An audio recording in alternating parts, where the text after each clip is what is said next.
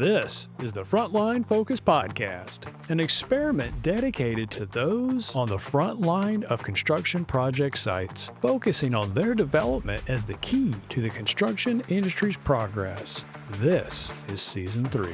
Our focus will be on the business of well-being, why safety is a strategic advantage. In each episode, we will talk with a construction industry professional to hear their thoughts on how to shift the frontline focus on improving the well-being for all workers.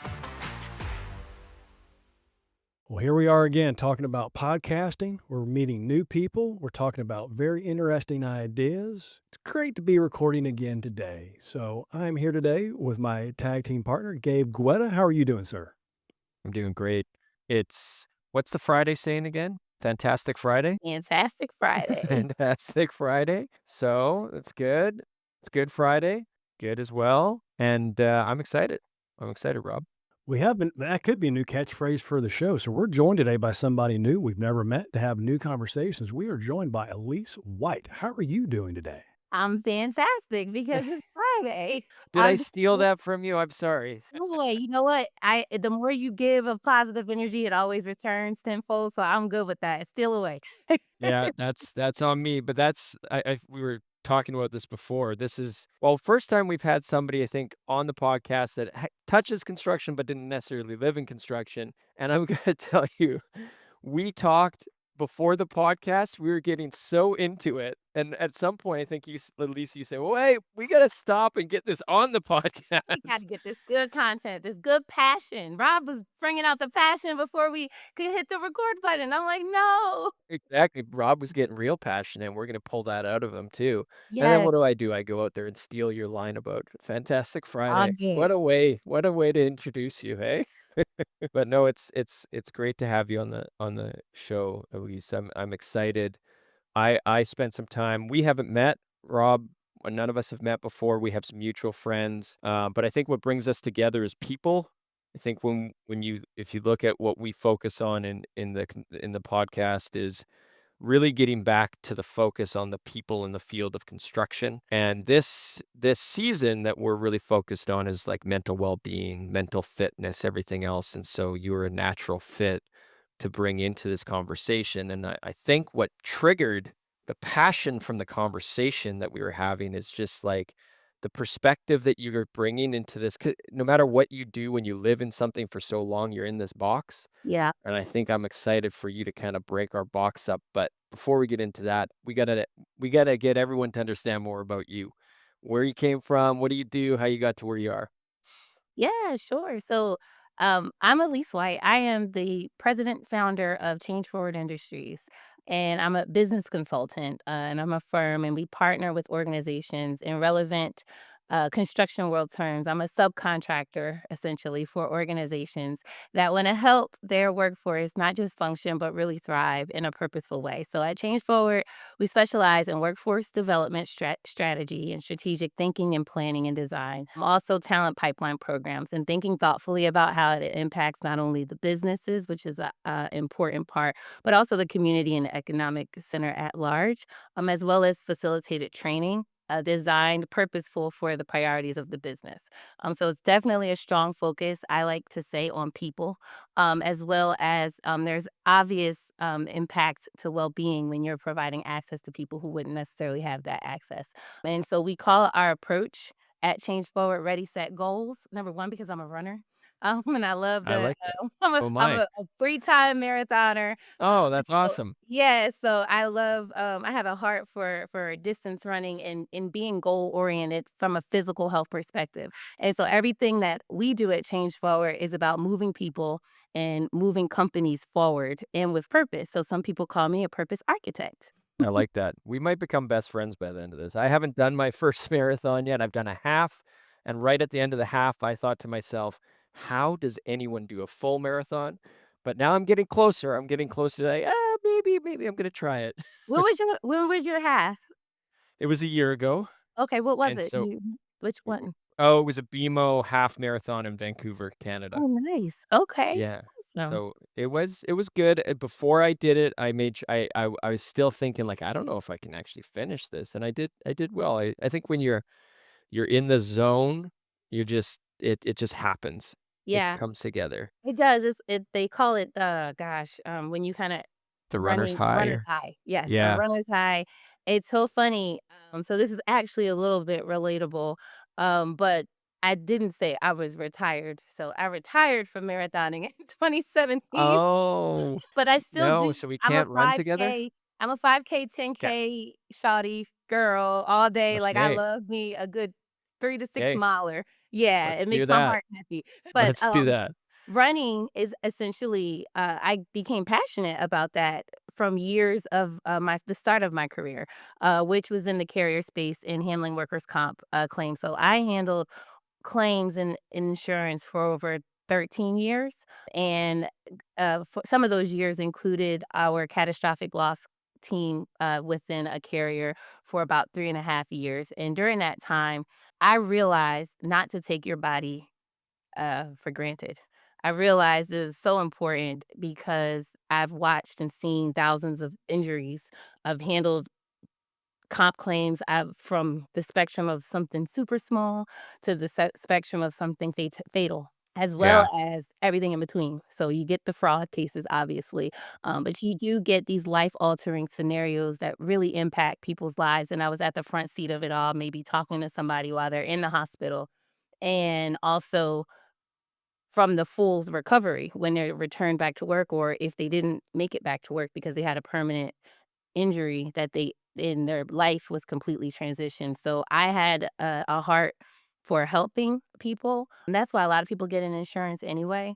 But I will say that my heart for helping people became super connected to mental health when I started handling catastrophic accidents and seeing how in the blink of an eye, your entire world could be altered, and creating that new normal is what some of the things that I had to be really aware of, and how you navigate different conversations with families, with employers, and with the people themselves. That person who's now lost their dignity because their identity was shaped in what they do every day at work.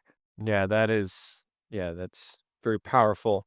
And did the catastrophic injury side, I mean, it doesn't really matter at the same time because I think all people, there's so much similarity, whether what industry you're in or not. But did you see, were you connected with construction through that at all? Were you Totally. working with heavily? Yeah, so So that, that's where my connection to construction is. And also, I did workforce development, and we connected with the construction industry before I started Change Forward to help with some of the work that I do now, which touches construction in a lot of ways. And I will get to that. But my start, majority of the accidents in the catastrophic losses, at least in my region at the time in the Southeast, was heavy construction. So a lot of the falling off a scaffold, the brain injuries, the unfortunate some amputations, and those kind of accidents would happen from the construction segment more than other industries. And it's because it's a extremely physical laborious job. And the type of work you're doing, you're on high half the time, you're on ladders, you're working in significantly dangerous settings, which is why safety is such a high priority in construction.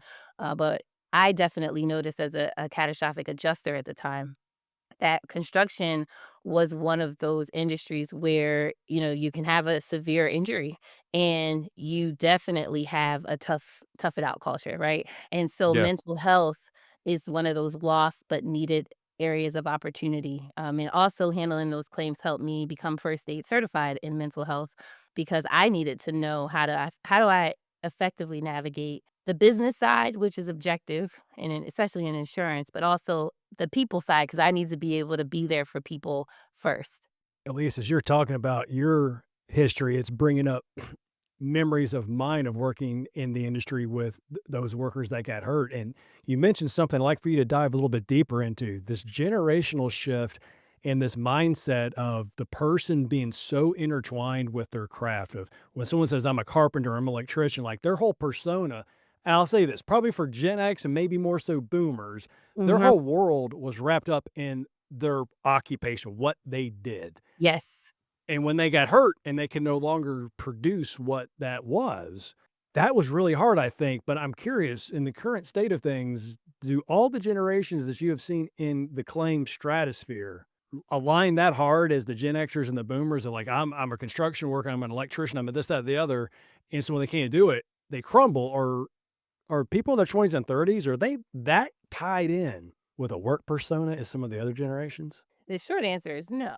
And I will say, and I can't speak for it affirmatively. My research, a few years back, I did some research in collaboration with the University of Texas when I was at a carrier, and that research with Dr. Stephen Haynes, he's a PhD at the University of Texas, Dallas. We did a pilot study, and it was about 400 people nationwide we surveyed who experienced a workers' comp claim, wanted to understand their psychosocial mindset before, during, and post accident. So during that process, um, we obviously got age groups that were different. And so we had a good, well rounded mix of generation that we could do and a little bit of an analysis on. And Gen Z had the highest pre-injury anxiety of just mindset before they were even hurt. And then right there was millennials was a close second.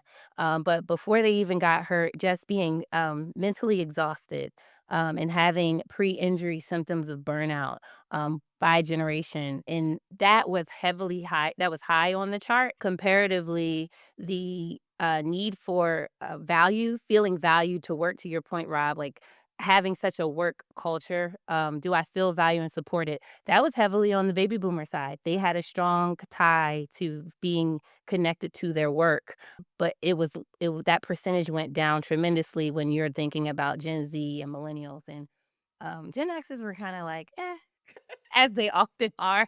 I don't know. It was an interesting mix that their analysis, but you could see there was a big drop in having a strong connection to actual work, and there was a high connection pre-injury to anxiety and just feeling mentally exhausted. So you said pre-injury anxiety. Are you referring to just they're worried about getting hurt, or they got their anxiety levels are so through the roof that it's an outcome of why they got hurt, or a result of why they got, or that's why they got Yes. hurt? So I'll tell you this, we asked a specific question to kinda give you some specific, perspective. So one of Mhm. the questions we asked pre-injury, so it had nothing to do with their accident. So before you were hurt, Yeah. how did you navigate your work environment as an employee from a general employee experience? And one of the questions, that was in kinda like a research question for burnout was, do you feel fatigue in the morning when you wake up to face the day?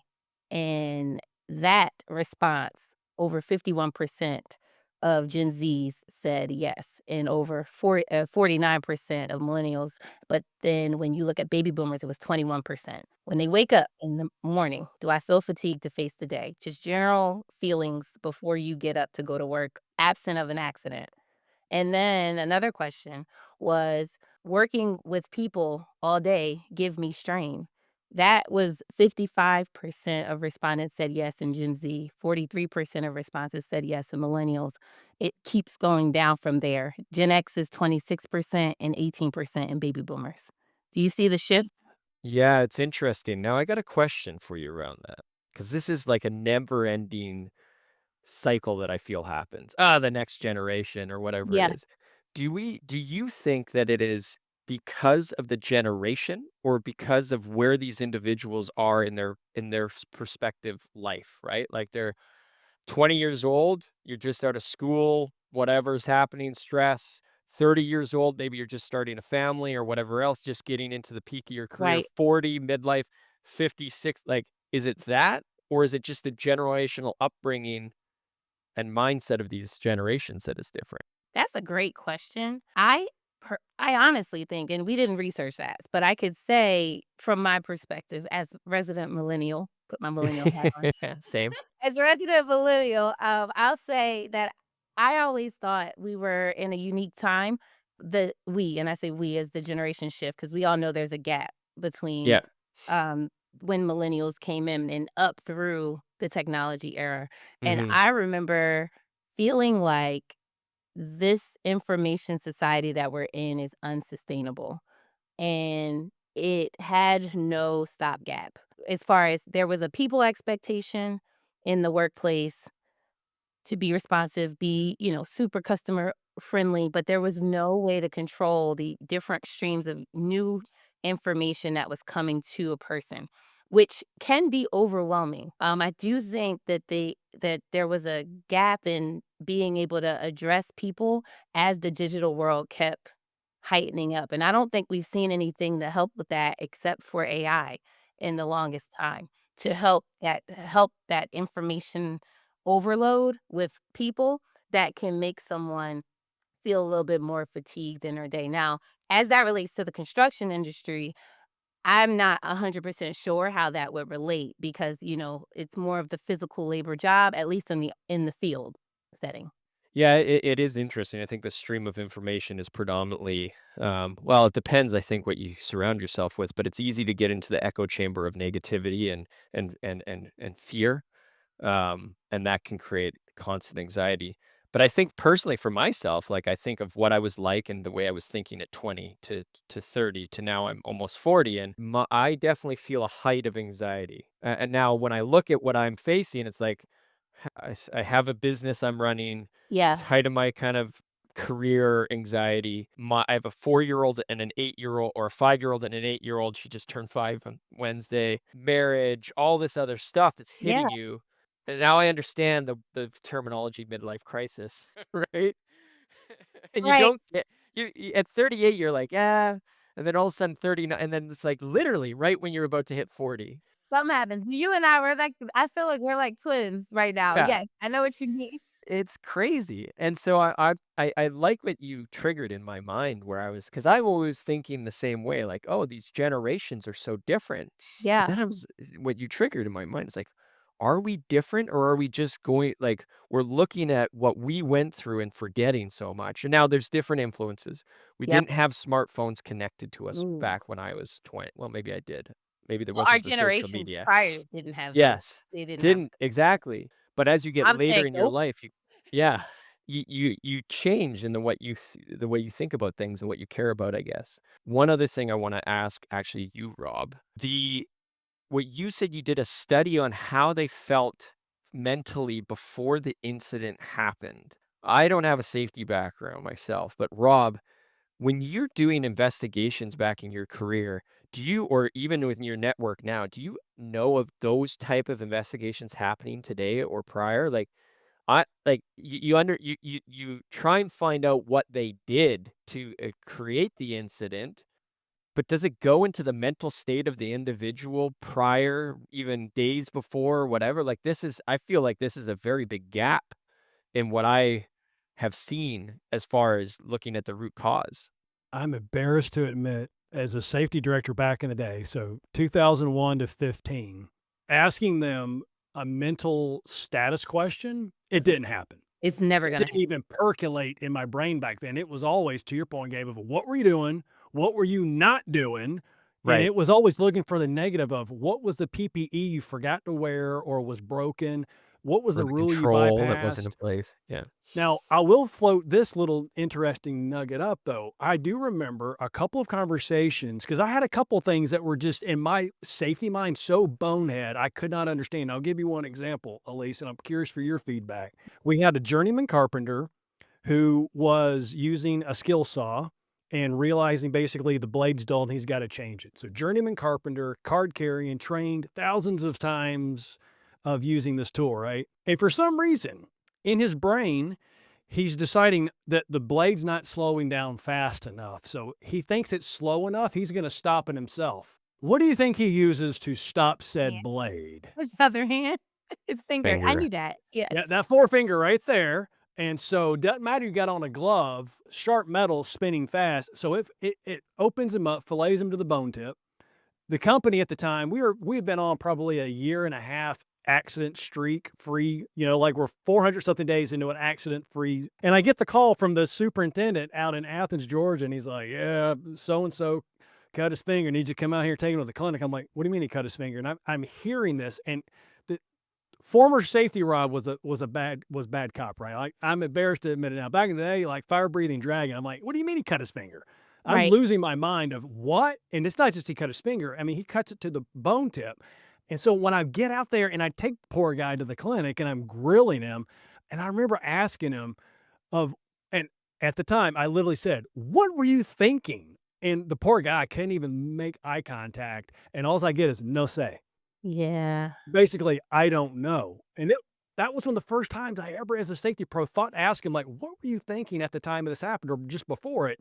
Now, roll forward, currently, Gabe, there are some companies that, with this new human performance movement, that they're kind of getting there. Yeah. But now, also with some of the work I'm working on in that mental fitness arena, we're trying to really understand, at least something that you said, if somebody's waking up already in a bad state of mind, if they haven't slept well, there's a substance, Right. fighting with a spouse, whatever. If they already woke up and their day's already crap at 5:15 in the morning, everything from 7 a.m. or 6:30, whenever they start past, we're just kind of rolling the dice, right? Of what does that mental state look like for them? Is it possible in an 8-hour day that they're focused on 1,000 cuts or 1,000 hammer, whatever they're doing? Are they always extremely focused on that one little task each and every time? Or is that thing in the back of their head just waiting to come up and give them that distraction to do something like stopping a spinning blade with your finger? Yeah. I think you raise a lot of interesting points, and I'm like nerding out trying to figure out which one I want to go to first. Do them So all at once. all of us, you raised so many amazing points. So okay, let's talk about 2001 to 2015, just to back it up. I started the industry in 2008, and you're right. No one was asking mental health questions, and no one was prepared to respond to mental health questions because our society was a lot different. And that mental stigma was real. It has gone down tremendously post COVID. But prior to that, if I had a claim and the person said they saw a psychologist, that claim would likely be a red flag from a level of In a let bad way. what kind of pre-existing conditions Right. are causing the accident, right? That's not a red flag, meaning the accident didn't happen. But are there some pre-existing things that we can do to address some of the future medical that this Oh, okay. individual might have? That's what we're looking at from a carrier perspective. However, what the injured worker is not going to do is share.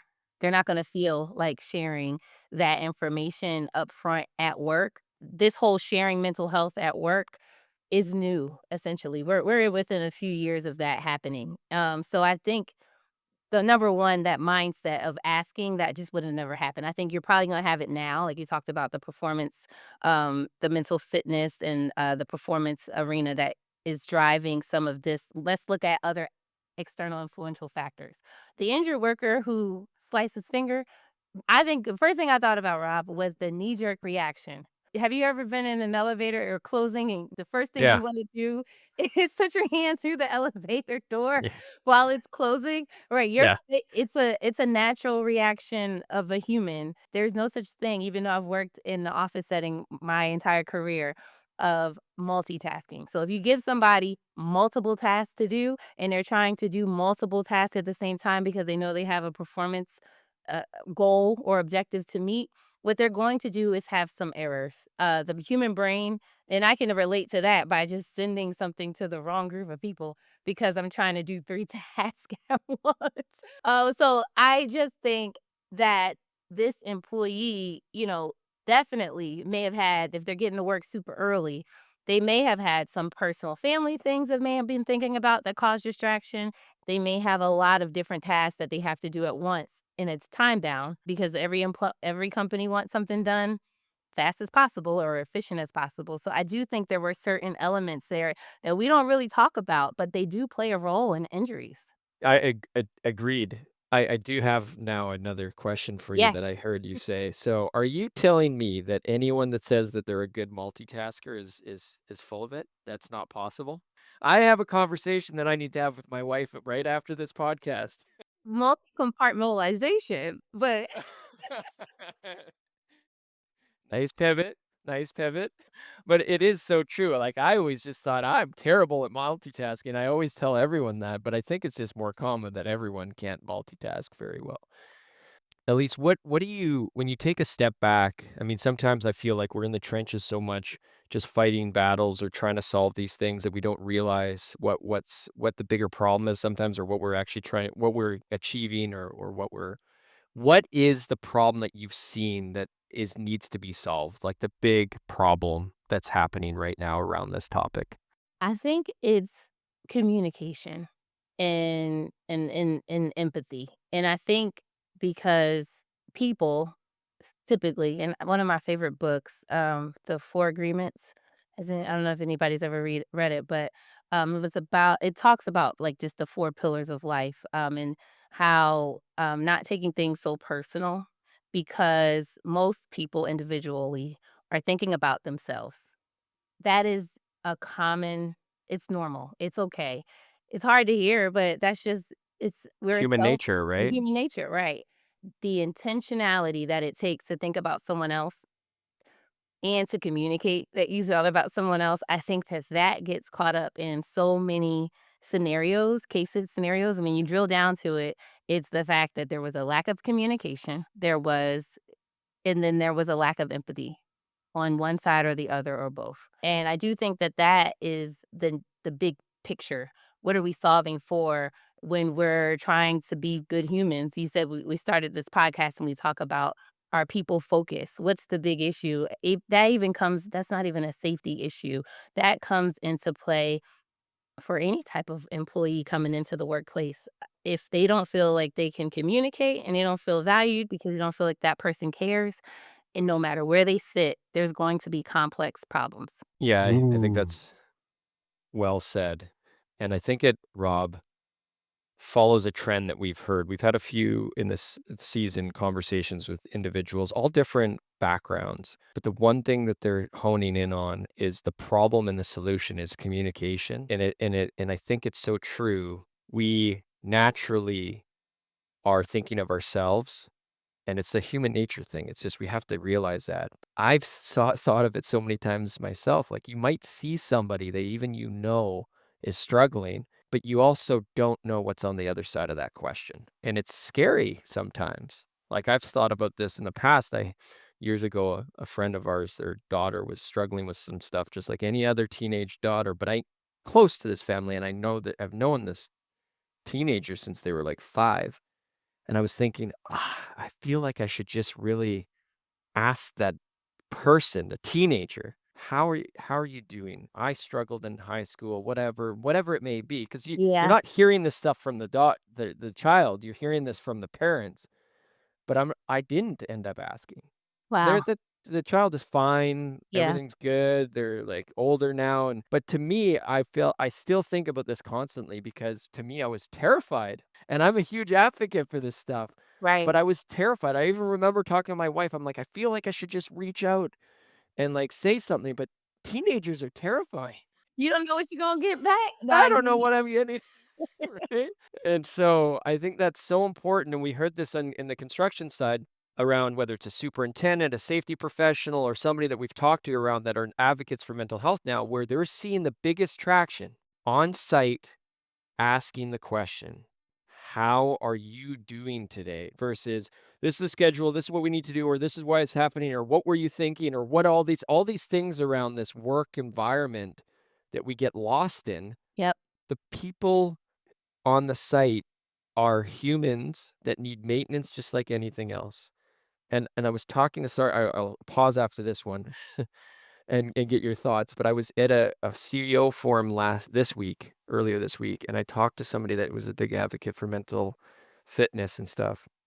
We were talking and I said, imagine this visualization of a forklift or a piece of machinery on site, and you're watching this forklift and it's got a broken fork. It's like shaking when it's operating. There's smoke coming everywhere. There's like oil dripping out of it. And everybody would say, "What are you doing operating that piece of machinery? Stop and take care of it." But yet a human being, imagine a picture of that machine and that person, both the same state, we would never go and try and do the maintenance on that person. But yet the efficiency of that individual on the job site is just as inefficient as that forklift is. It's probably at 40% or less.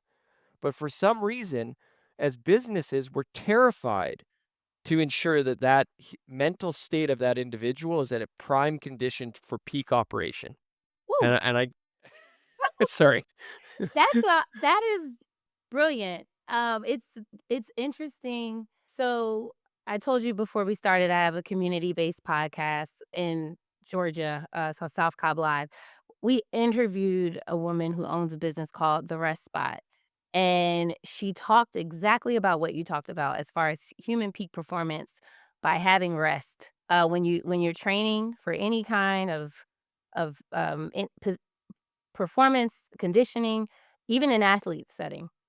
Work is the same thing. It all falls into something you physically have to show up, you physically have to use your brain, you physically have to do tasks, but she talked about it from, like, a performance perspective, and no one imparts rest as a part of that, as a productive KPI, and I Right. think it's so interesting. Right? Like the maintenance. Yeah, we what we need to do is create a preventative maintenance schedule for a person, just like we do for a piece of machinery. You get your user manual for your new truck or Right. car.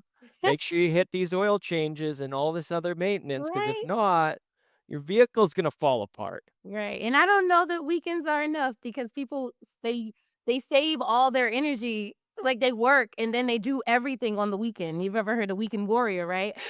Well, it's like a vehicle. If you didn't turn it off, it's like saying, "Oh, well, it rests every night when I don't drive it, and on the weekend it doesn't drive." It's like, well, that's not enough.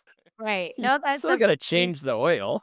so that's a very interesting concept. The question I have, because I'm all about ready, set, go, ready, set, goals that change forward. So how do we implement that? That's where my brain goes into. Well, it goes into this is a interesting concept. What's the business case around it? How do we implement that? Like, how do we design that? And now I'm trying to figure that out because I think that that's a brilliant the preventative maintenance schedule for a person.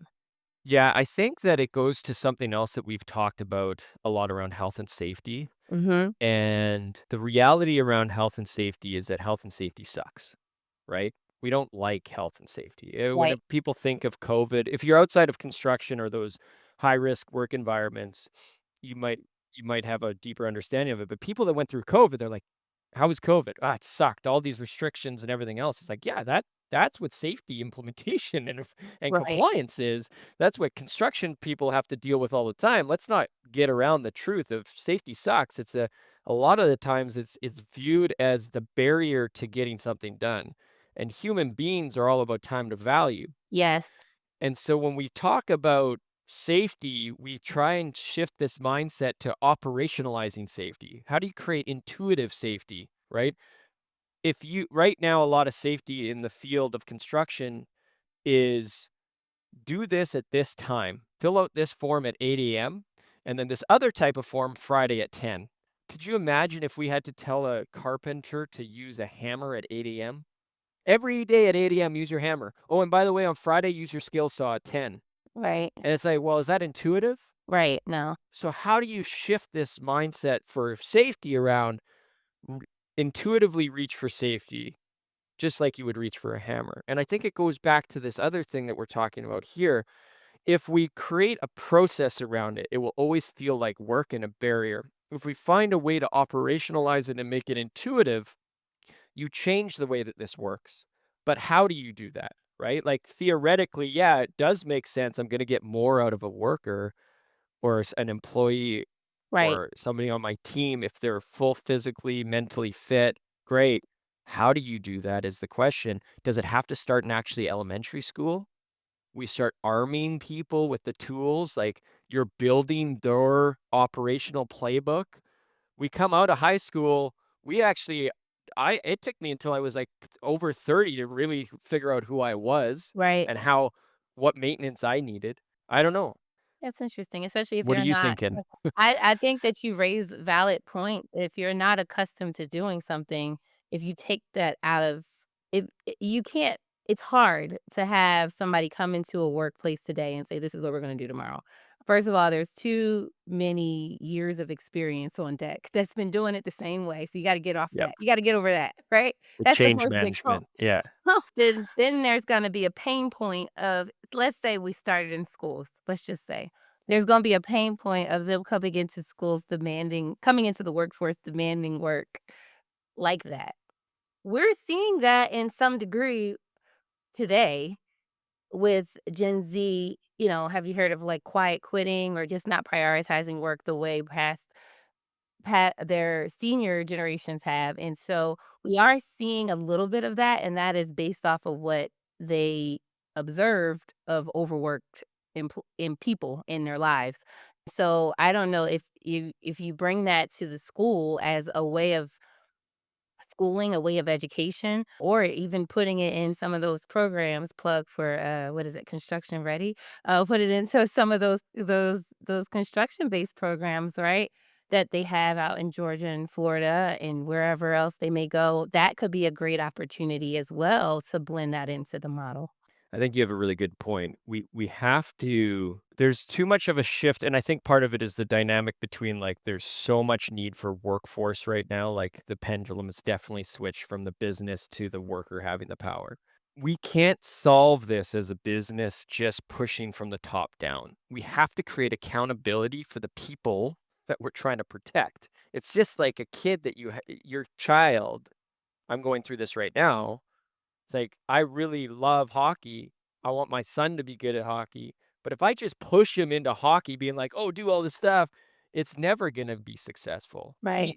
My son or daughter has to buy into, I love this. I want this. Then there's no limit to that success. And so I think as a society, as business leaders, as whatever it may be, we have to create the accountability foundation to enforce on at the ground level. And that's why I think when you're wired a certain way, at some point, it's so hard to unwind that. That's why it has to start happening in schools. They have to come out being accountable for their own lives, being accountable for their own safety, accountable for their own mental wellness. And then everything we do as business communities will just empower and accelerate that process. Yeah. And then as the leaders, to your point, as if you create those environments as normal, then that's the new standard. I think when I was coming into the workforce, the big push corporations were, I guess, offering was go to school and we'll pay for it. I think that's gone now. But if you go to school, if you go back to school, we're going to pay for it. We're going to pay for your grad degree. I benefited from that with a carrier, and that went away shortly after. Like it's a small a moment, but it was an era where they recognized that the prior generations had high student loan debt. So let's help with the student loan debt. Now we're having a shift, it's a pendulum shift, where there's a need to address mental wellness because they're experiencing mental health concerns way earlier. At least they're verbalizing the need for it way earlier and have a Right. heightened awareness about what it is and how it impacts their life. So jobs need to come into the space of education and picking up students, but also encouraging educators to say this is a priority. This is the new priority shift that employers are talking about, and because we know that the students need it. And so when they come into it, there's an expectation and there's a mutual understanding. Yeah, I think that's spot on. I think what you said too around earlier generation is now verbalizing it more. I think that's what it is too. Everyone says, oh, they're surrounded by so much more stuff. That's why the social media, everything. I think that's a factor. But when I was in high school and elementary school, we didn't have social media. We got flip phones at grade 12.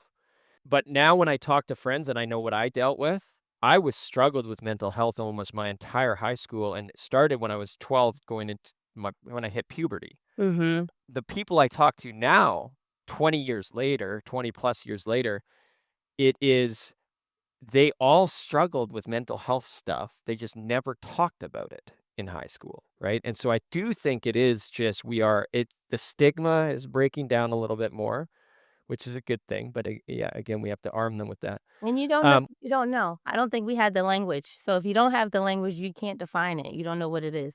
You don't, yeah, absolutely. You don't know what you don't know. So Awesome conversation. We're going to have to start wrapping it up, but this is what I want to wrap it up around. Okay. Before we were on the podcast, we had our little prelim conversation. There is something that when I was looking at your background before and researching you a little bit, there's something around the 5 P's of empathy. And I thought, like, I don't know what these 5 P's of empathy are. So I asked my friend ChatGPT what they are. And I was curious if ChatGPT got it right. Now, I don't think maybe Rob knows what they are, but I don't know still what they are. And so I want to see here if they got it right. Okay? So I'm going to Okay. read them to you. 5 P's of empathy from ChatGPT 4.5, the deep search. Let's see how good AI is. 1, perspective.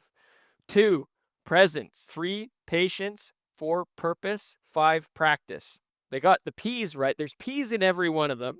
So now, Every single one of yes. how are we looking? How did ChatGPT do? So ChatGPT was incorrect. However, Okay. I could make an argument that you could apply perspective, presence, patience, and purpose within one of the 5 Ps. Okay. And you can probably Okay. apply practice within another one, but it's not the same. None of them are the same. Okay. Okay. Well, now we have to, after this commercial break, we'll find out what the 5 Ps actually are. So Yeah. what are the 5 Ps?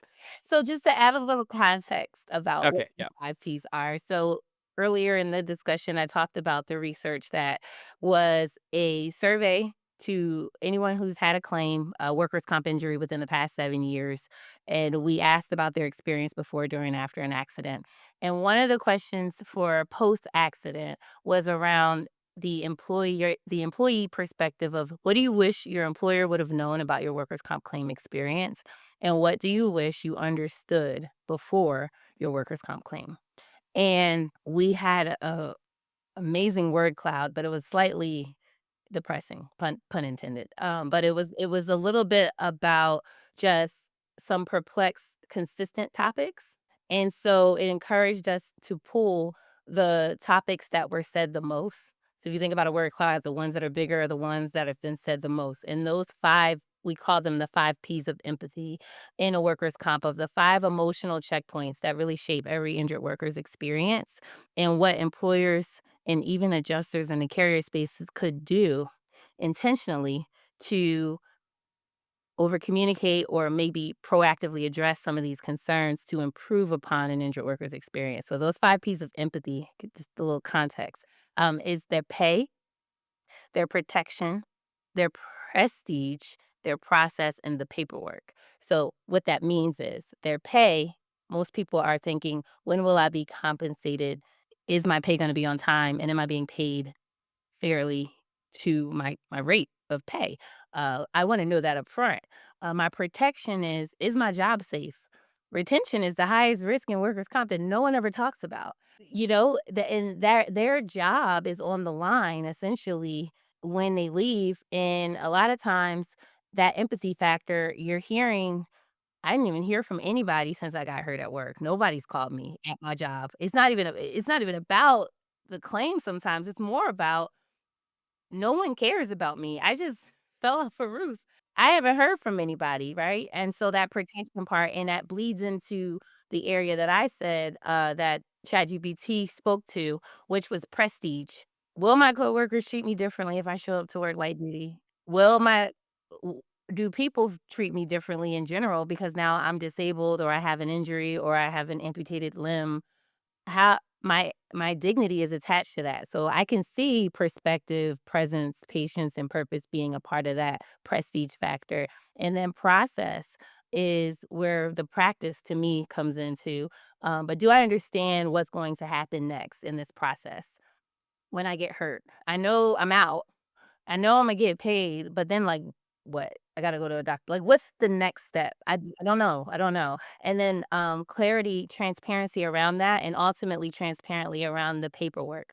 So I will say in that workers' comp arena, there's so many things that no one talks about, and I like to say that we get even though workers' comp is a carrier benefit, but when you think about the word benefit in an employee's experience, how many times are you reading your benefit package? I mean, you get it, you don't read it, but everybody overshares it. You know before you come into a work day that there is a benefit package and there's some information that I need to read, and every year I'm going to get more around October. That doesn't happen in the workers' comp arena. So when I get hurt and I have a benefit, I don't know what these forms are. I don't know what this paperwork is. Who's helping me? Can somebody talk me through what this form even means? Everybody's talking really fast. So those are the 5 P's of empathy that truly impact an injured worker's experience. Elise, as soon as you started talking through those, Gabe, I had a memory. Remember back in season 1, Daniel Maxon from New South started to hint at these a little bit.